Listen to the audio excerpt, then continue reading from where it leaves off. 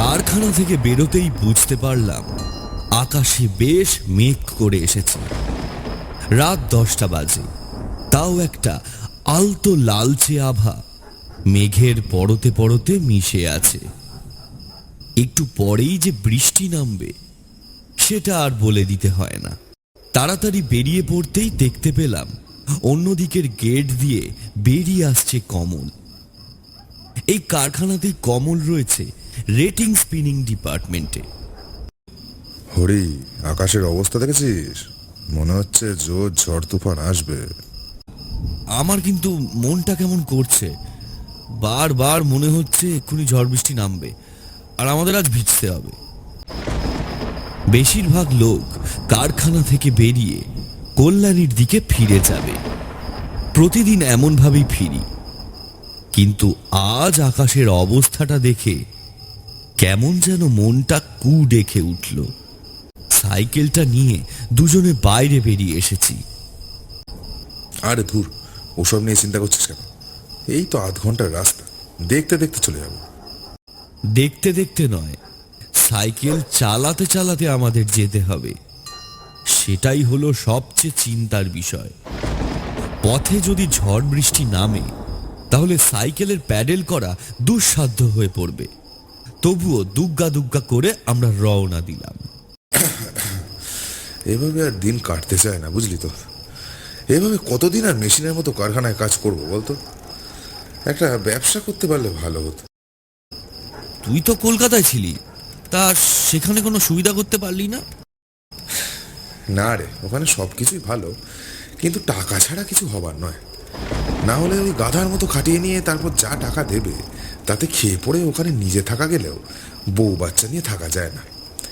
এমনি এমনি কি আর ওখানে এত চুরি ডাকাতি হয়? কমলের কথা শুনে অন্ধকারে একবার হাসলাম। আমাকেও মাঝে মাঝে দু একটা কাজে কলকাতায় যেতে হয়, তবে ওখানে গিয়ে থাকার মতো ইচ্ছে আমার কখনোই হয় না। অনর্গল বকে চলেছে। ওর ওই এক অভ্যাস, সাইকেল চালাতে চালাতে প্রায় গোটা সময়টাই ও বক বক করে। রাস্তাটা ডান দিকে বাঁক নিল। এখন খানিকটা ফাঁকা জায়গা, দুপাশে ধানের জমি। চলতে চলতেই কমল আবার বলল, ঠান্ডা হাওয়া দিচ্ছে, দেখেছিস? বৃষ্টি নামবে মনে হচ্ছে। বাড়িতে পৌঁছানোর আগে যদি বৃষ্টি নেমে যায় তাহলে কিন্তু বড়। কমলের কথাটা শেষ হলো না। আগেই সামনের রাস্তা আর ধানের জমির মাঝে একটা তেঁতুল গাছের তলায় দুটো কালো কালো ছায়ামূর্তির মতো কাউকে যেন দাঁড়িয়ে থাকতে দেখলাম। এমনিতেই চারিদিক অন্ধকার, তার মধ্যে দিয়ে চাঁদটা যে বেরিয়ে আসবে তার কোনো জো নেই। আমাদের সাইকেলের আলোই যা ভরসা। হ্যাঁ রে, ওখানে দুজন দাঁড়িয়ে আছে বলে মনে হচ্ছে না? সাইকেল দুটোর আলো লোকগুলোর দিকে ঘোরাতেই দেখতে পেলাম সত্যি দুটো লোক। আর আমাদের সাইকেল দুটো দেখতে পেয়ে বোধহয় সামনের দিকে হাত বাড়িয়ে দিয়েছে। আমরা বাড়ি ফিরছিলুম, কিন্তু এমন আকাশের অবস্থা যে কোনো সময় ঝড় বাদলা নেমে আসবে। এই তাই ওই তেঁতুল গাছের তলায় দাঁড়িয়েছিলাম। আকাশে মাঝে মধ্যে যা বাজের আলো খেলছে। তোমরা তো ওদিকেই যাচ্ছ বলে মনে হচ্ছে। আমাদের একটু ওই ওই ইট ভাটার মোড়ের আগে নামিয়ে দেবে? আমরা তো ওই কাঁচরাপাড়ার দিকে যাব, তার আগে ইটভাটার মোড় পড়বে। আচ্ছা চলো, কিন্তু তোমরা এখানে এলে কি করে বলো তো? গিয়েছিলাম ওই গঙ্গার ধারে, হাঁটতে হাঁটতে ফিরছিলুম। দু এক ফোঁটা বৃষ্টি এসে গায়ে পড়লো বলে মনে হলো, তাই গাছতলায় দাঁড়ালুম। এমন ফাঁকা জায়গার মধ্যে বৃষ্টির হাতে পড়লে বড় বিপদ। ওরা দুজনে আমাদের দুজনের সাইকেলে উঠে পড়ল। ওদের কথা মিথ্যা নয়। দুপাশে ফাঁকা জমির মাঝে ঠিক ওখানেই একটা তেঁতুল গাছ পথের একপাশে ছিল। অন্ধকারে আমরাই ভালোভাবে লক্ষ্য করিনি। কমল কিন্তু নিজের মতোই আবার কথা বলতে শুরু করেছিল। বাবাকে কতবার করে বললাম কিছু টাকা আমায় দাও, তাহলে একটা দোকান যদি খুলতে পারি স্টেশনের দিকে তাহলেও তো একটা কিছু ব্যবস্থা হয়। তা নয় টাকা দেবে না, সব টাকা জমিয়ে রেখে দেবে। বাবার ভয় যদি ব্যবসা ডুবে যায়, যদি দোকান না চলে, তখন সাইকেল আগের মতো চালাচ্ছিলাম, তবে যেন মনে হচ্ছে গোটা শরীর ক্লান্তিতে ভেঙে পড়তে শুরু করেছে। সেই দুপুর থেকে রাত 10টা পর্যন্ত হাড় ভাঙা খাটনি ওই জুট মিলে। তাঁতের 4-4টে মেশিন আমায় দেখতে হয়। পা দুটো যেন ভারী হয়ে আসছে, শরীর আর চলে না। একেতে একা একা সাইকেল চালাচ্ছি, আর তার উপর ক্লান্ত শরীর। কমলেরও বোধহয় একই রকম মনে হচ্ছিল। কমলের মুখে কিছুই আটকায় না। সেই প্রথম কথাটা বলল, কি বলিস, সারাদিন জুট মিলে হাড় ভাঙা খাটনি খেটে শরীর আর চলতে চাইছে না। সত্যি যা বলেছিস ভাই। ভাই, যদি কিছু মনে না করো তাহলে তুমি একটু চালাবে ভাই। আরে না না, এতে মনে করার কি আছে? তোমরা কাজ করে এসছো, এমনিতেই ক্লান্ত, তারপর আমাদের নিয়ে এলে। আচ্ছা নামো দেখি, আমি চালাই। কোনো অসুবিধে হবে না। এই রে, বৃষ্টি শুরু হয়ে গেল দেখছি। কি বিপদ, কি বিপদ! এখনো যে খানিকটা পথ বাকি রয়েছে। আরে ইটভাটা তো প্রায় চলেই এলাম, 15 মিনিট। তারপরে ওখান থেকে আমাদের আর মিনিট 10 হবে, খুব বেশি দেরি হবে না। আর যদি বৃষ্টি হয় তাহলে না হয় একটু ভিজে নেবে।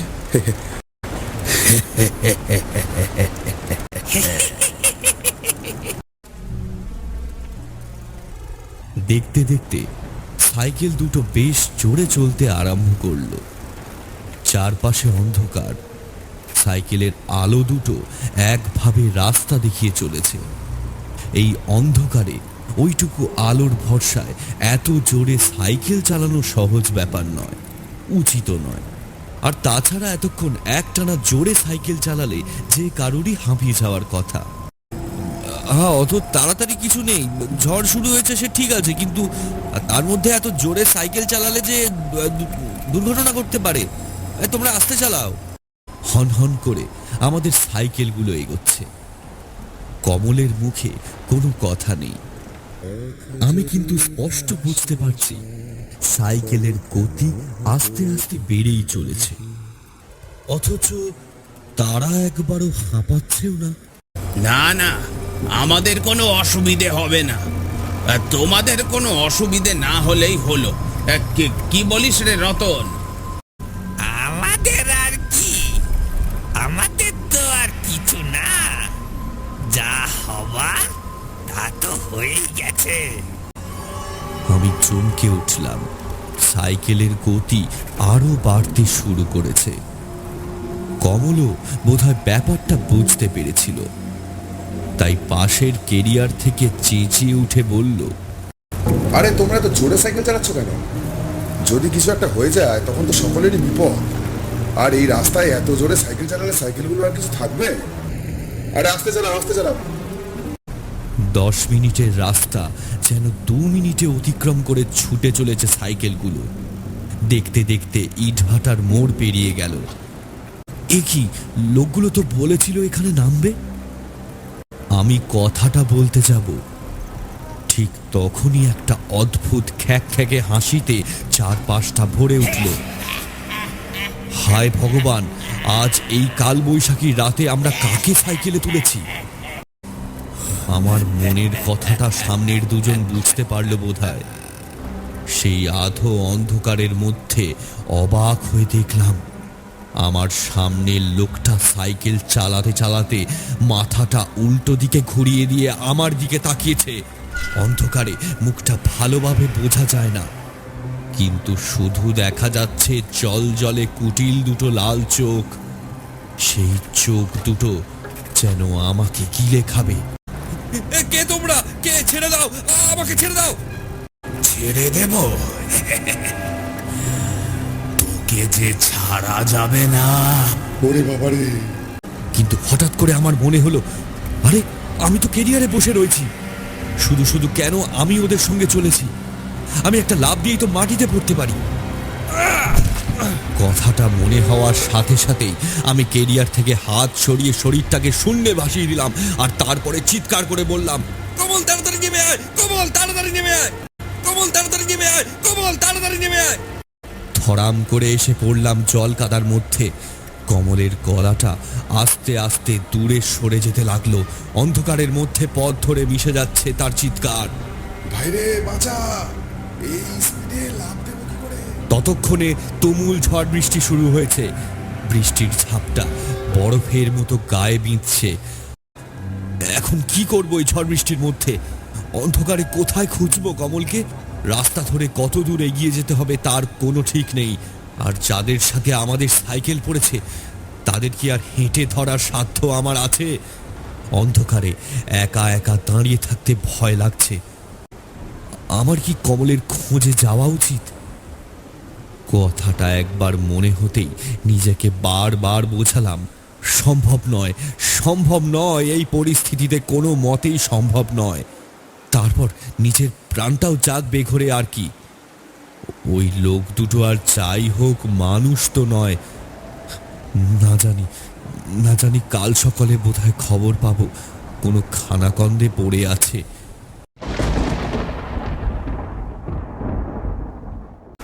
কিরে, তুইও কি শেষ পর্যন্ত আমার মতোই? আর কি করব বল, বেশ কিছুক্ষণ তো খুব ভয় করছিল। তেনারা তো সেই আগের মতোই হেসে চলেছে। আমার বুকের ভেতরের রক্ত জল হয়ে যাচ্ছে। এদিকে ওই স্পিডে যদি পড়ি তাহলে তো হাড়গোড় ভেঙে পড়ে থাকবো। সঙ্গে সঙ্গে ওদের মধ্যে যে আমার সাইকেল চালাচ্ছিল সে মাথাটা হঠাৎ করে পেছনের দিকে ঘোরালো। সে কি বিভৎস লাল দুটো চোখ রে ভাই! আর তখনই আকাশে বিদ্যুতের আলো চমকে উঠল। আমি দেখলাম আমি দেখলাম, তুই বিশ্বাস করবি না, সে কি বিভৎস লাল দুটো চোখ রে ভাই! আর তখনই আকাশে বিদ্যুতের আলো চমকে উঠল।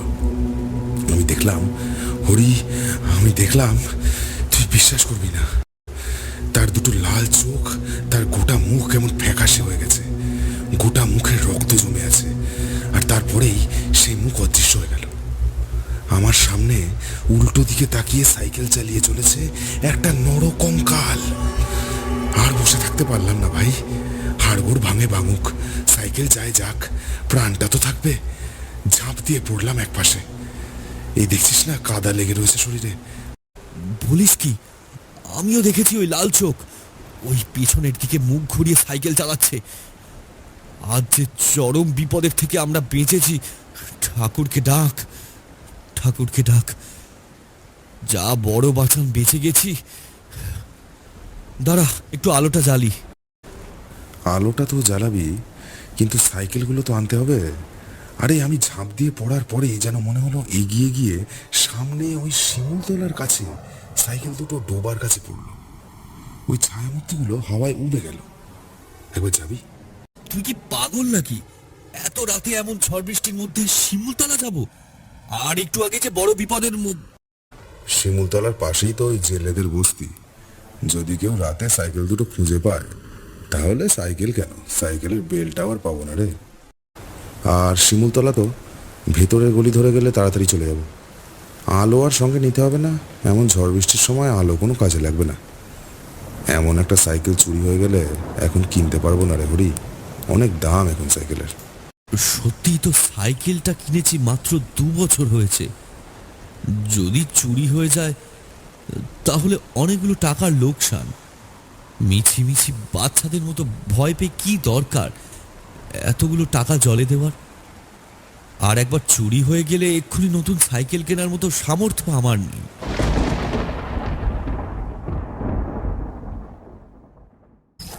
কিরে, কি ভাবছিস বলতো? না তেমন কিছু না, একটা কথা বলছি। আচ্ছা, বছরখানেক আগে আমাদের জুট মিলে কাদের বেশ একটা অ্যাক্সিডেন্ট হয়েছিল, মনে আছে? কিন্তু হঠাৎ এই কথাটা এখন তুলছিস কেন? সেদিন ওই উইভিং ডিপার্টমেন্টে আরও একজন ছিল। রাতের বেলা হলেও ঘুমের চোখে ওই রিপেয়ারম্যানদের মধ্যে একজন দেখতে পেয়েছিল তাকে। ওরা ওই মেশিনে ইলেকট্রিসিটি অফ করে কাজ করছিল, যখন কেউ একজন সেটা অন করে দিয়েছিল। অত ভোল্টেজের এক একটা মেশিন ওরা ছিটকে গিয়ে ফিডারের মাথায় পড়ে আর তাতেই দুজনের হাত ফিডারের ভেতর ঢুকে যায়। মেশিনটা হঠাৎ করে চালু হয়ে ওদের দুজনের হাত প্রায় কাঁধ অব্দি মেশিনে ঢুকে যায়। চিৎকার শুনে তারপরেই পাশের ওয়ার্কশপ থেকে কয়েকজন এসে ব্যাপারটা দেখতে পেয়ে মেশিনটা বন্ধ করে দেয়, কিন্তু ততক্ষণে যা হওয়ার হয়ে গেছে। এই ভাই, রাতের বেলা এসব কথা বন্ধ করতো, সেটা আমিও জানি। আর ওইসব শুনে বা ভেবে এখন কি হবে? কিন্তু ভাই, কোন দিকে যাচ্ছি? শিমুলতলা তো এদিকে নয়। আমি একটু এগিয়ে এসেছিলাম। কি মনে হতে পেছনের দিকে তাকিয়ে দেখি কমল থমকে দাঁড়িয়ে পড়েছে আর বলছে, সেদিন ওরা তোকে দেখেছিল হরি, সেদিন ওরা দুজনেই তোকে দেখেছিল। তুই কন্ট্রোলে ছিলি, ভুল করে সুইচটা মেরে দিয়েছিলি। ওরা একটা সুযোগ খুঁজছিল তোর ওপর প্রতিশোধ নেওয়ার জন্য, কিন্তু তুই ঝাঁপ দিয়ে পালিয়ে এলি, আর ওরা তোকে না পেয়ে আমায় মেরেছে। দেখ, এখন একদম ইয়ার্কি মারার সময় নয় ভাই, তুই বাড়ি ফিরে চল, কাল সকালে সাইকেল খুঁজতে যাবো।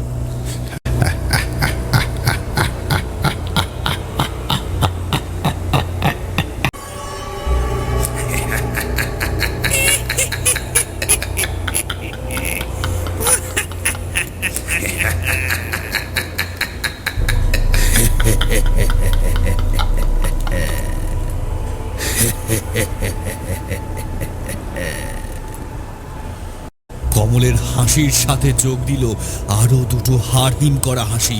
কমল বলল, তোর অন্যায়ের শাস্তি যে তোকে পেতেই হবে হরি।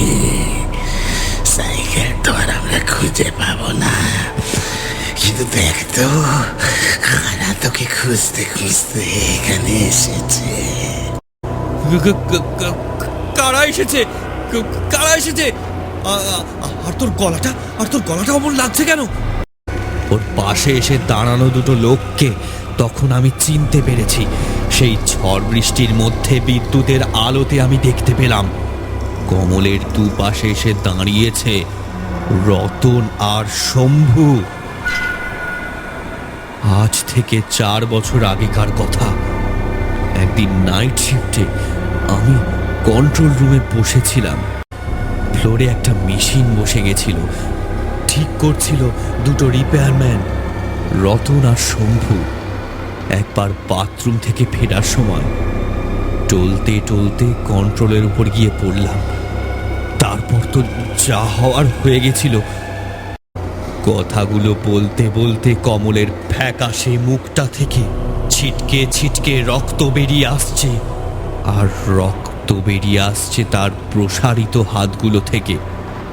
ওরা এগিয়ে আসছে আমার দিকে। আমার পা চলছে না।